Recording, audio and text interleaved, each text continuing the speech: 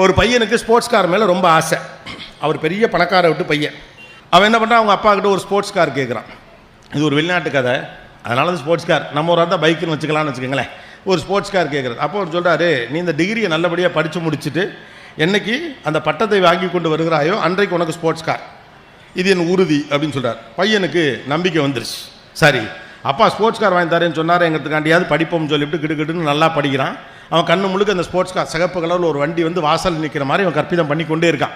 3 ஆண்டுகள் 4 ஆண்டுகள் கஷ்டப்பட்டு படித்து முடித்து விட்டு அந்த பட்டத்தை வாங்கி கொண்டு அந்த அங்கியோடு ஓடி வரான். அப்பா கிட்ட வந்து அந்த சர்டிஃபிகேட்டை கேட்டு, அப்பா நீங்கள் சொன்னதுபடி நான் முதல் வகுப்பிலே தேறி இருக்கிறேன், இந்த பாருங்கள் என்னுடைய ஸ்போர்ட்ஸ் காருங்க, நீங்கள் வாக்குறுதி கொடுத்தீர்களே அப்படின்னு சொன்னோடனேயும் அவர் என்ன பண்ணுறாரு, அவனை கட்டி இணைத்து ஒரு முத்தம் கொடுத்து விட்டு அவர் வந்து ஒரு புத்தகத்தை பரிசாக கொடுக்குறார் பையன் கையில். அவனுக்கு ரொம்ப ஆத்திரம் வந்தது. தந்தை ஏமாற்றி விட்டதாக நினைக்கிறேன். என்னடா இவ்வளோ தூரம் கடைசி அவர் சொன்னபடி உழைத்தோம், நம்ம அவர் சொன்னபடியே செஞ்சு முடிச்சுவிட்டோம். ஆனால் அந்த ஆள் இவ்வளோ பெரிய பணக்காரன், ஒரு ஸ்போர்ட்ஸ் காரங்க, அன்றைக்கி ஒரு நாள் செலவு இருக்குது, அதை வாங்கி கொடுக்காம என்னை ஏமாற்றிட்டானே அப்படின்னு சொல்லிட்டு கோபமாக அந்த புத்தகத்தை அந்த இடத்துல வைத்து விட்டு வீட்டை விட்டு கிளம்பி போகிறான். வீட்டை விட்டு கிளம்பி போனவன் அவன் போயிட்டு ஏதோ பண்ணி அவன் நல்லா வந்துட்டான். ஒரு 15-20 ஆண்டுகள் அதுக்குள்ளே அவனுக்கு திருமணம் ஆகிடுச்சு, 2 குழந்தைகள்லாம் ஆகிடுச்சு. ஒரு நாள் அப்படியே அனாமதேயமாக வீட்டில் அமர்ந்திருக்கிற போது அவனுடைய பிள்ளை மடியில் ஏறி விளையாடுகிற போது அவனுடைய அப்பாவின் எண்ணம் ரொம்ப வந்து மனசில் உறுத்துது. இப்போ நம்ம அப்பா நம்ம எவ்வளோ ஏங்கியிருப்பார், 20 வருஷம் அவரை ஏதோ ஒரு காரணத்துக்காக விட்டுட்டு வந்துட்டோமே, அவ்வளோ பெரிய பணக்கார மனுஷன், இவ்வளோ சொத்து பத்தெல்லாம் நமக்காக சேர்த்தால விட்டுவிட்டோமே அப்படின்னு சொல்லிட்டு ரொம்ப மனசு உறுத்த. இடையிடையே அப்பாவின் ஞாபகம் வந்தாலும் கூட அவர் செய்த துரோகம் அவனுக்கு அழுத்தமாக உறுத்தி கொண்டிருந்த காரணத்தினால் அவர் போய் பார்க்கவே இல்லை.